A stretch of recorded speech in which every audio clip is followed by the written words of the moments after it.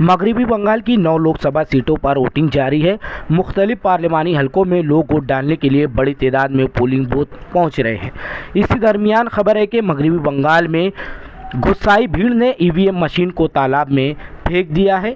ये वाक़या उस वक्त पेश आया जब कुछ पोलिंग एजेंट्स को पोलिंग स्टेशन के अंदर जाने की इजाज़त नहीं दी गई। लोकसभा इंतखाबात के दौरान हफ्ते की सुबह गुस्साई भीड़ ने मगरबी बंगाल के जनूबी 24 परगना के कतली में बूथ नंबर 40 और 41 पर एक पोलिंग बूथ में घुसकर ईवीएम मशीन को तालाब में फेंक दिया है। वहीं सेक्टर ऑफिसर ने इस मामले में एफआईआर दर्ज करके ज़रूरी कार्रवाई शुरू कर दी है। इस वक्त सेक्टर के तहत तमाम 6 बूथ्स पर वोटिंग का अमल बिला तातुल जारी है। सेक्टर ऑफिसर को नई ईवीएम और दस्तावेजात फराहम कर दिए गए हैं। আমাদেরকে বোম মেরে আউট করে দিচ্ছে। এই যে দেখতে পাচ্ছেন এই